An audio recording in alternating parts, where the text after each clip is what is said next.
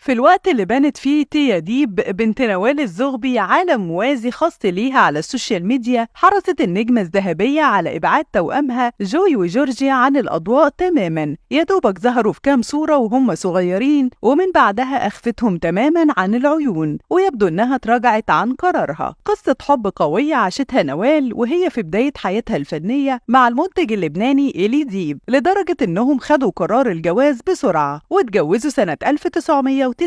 وتولى إيلي إدارة أعمال الفنانة، وبدأوا مع بعض مشوار النجاح للنجمة الذهبية اللي طرحت أول مجموعة أغاني من إنتاجها سنة 1991، وسافرت بعدها لمصر، ومن هناك كانت الانطلاقة القوية ليها بألبوم عايزة الرد اللي كسر الدنيا. وكمان حققت شهرة ونجاح كبير في الخليج العربي بألبوم مندم عليك، ووقتها انضمت لشركة روتانا وطرحت ألبومات ناجحة خلتها تتربع على عرش الأغنية العربية، لدرجة إنها بقت أول وجه إعلاني في الشرق الأوسط لشركة بيبسي. ثمرة نجاح نوال مع جوزها ما كانش بس على مستوى الشغل، ده كمان ربنا كرمهم ببنت سموها تيا والتوأم جوي وجورجي. وفجأة انتشر كلام في الوسط عن خلافات ومشاكل بين الثنائي، لحد ما نوال طلعت بنفسها وأعلنت انفصالها عن إيلي سنة 2008، ووقتها تم الانفصال مدنيا لأن الكنيسة اللبنانية رفضت طلاقهم، وده اللي خلى نوال تلجأ بعد كده للفاتيكان. نوال وقتها ما اتكلمتش عن أسباب الانفصال، بس بعد كده لمحت لتعرضها للخيانة الزوجية والمادية في أكتر من لقاء إعلامي، وقالت: هل توجد امرأة لم تعش الخيانة؟ تزوجت وأنا صغيرة 18 سنة، كنت أفكر بتأسيس بيت وعائلة، وضحيت من أجل أولادي، ولكن وصلت إلى مرحلة لم أستطع التحمل أكثر. سنة 2020 أعلنت نوال الزغبي حصولها على الانفصال الرسمي من الفاتيكان، ووقتها هاجم إيلي الفنانة اللبنانية بمنشور على حسابه الشخصي على فيسبوك كشف فيه عن حرمانه من رؤية توأمه لأكثر من 3 سنين، وكتب: أتم أولادي 18 وأتمنى أن تصارحيهم بالحقيقة وبأنك تصرفتي معهم في حينها عن غير وعي وإدراك لأعود وأجتمع بهم. صدقيني يا نوال، إن الله لا يحب الظلم، وإبعاد أولادي عني كل هذه الفترة هو الظلم بعينه. زوج نوال السابق كشف كمان عن خلاف كبير وقع بين النجمة اللبنانية وبنتها الكبيرة تيا، اللي قررت تسيب لها البيت بعد ما تمت 18 سنة وقررت تعيش مع والدها، وأكد إن هو اتدخل للصلح بينهم. وفعلا ده اللي أكدته تيا بمنشور على انستجرام طلبت فيه من الكل عدم مضايقتها بتعليقاتهم، وكتبت: كنا على علاقة سيئة منذ سنوات، والآن أنا بحاجة للراحة. تيا ظهرت بعد فترة مع والدتها كإعلان رسمي عن عودة المية المجاريها بينهم في حفل إطلاق ألبوم كده باي، وتسرب كلام للإعلام بعد كده عن إن إقامتها بقت متقسمة بين والدها ووالدتها. نوال كانت حريصة على مشاركة الفانز كل فترة بصور بتجمعها بتيا في مناسبات مختلفة، خاصة في عيد ميلادها، إلا إنها ما كانتش بتنشر أي صور بتجمعها بجوي ولا جورجي. ويبدو إنها غيرت رأيها، وبشكل مفاجئ نشرت صورة بتجمعها بجوي من أجازة عائلية بيقضوها في مدينة كان الفرنسية، واللافت إنها رجعت ونشرت صورة لجوي لوحده بالتركيز على وجهه وملامحه. الصورة عملت ضجة كبيرة بين فانز نوال على السوشيال ميديا، والغريب إن بعضهم أكد إنهم نسيوا إن نوال عندها أولاد، والكل اتغزل في وسامة جوي وجمال ملامحه، والبعض قال إنهم فكروه بنت للوهلة الأولى، خاصة مع شعره الطويل. وكتير من معجبات نوال هزروا مع الفنانة في تعليقاتهم على الصور وطلبوا إيد جوي للجواز.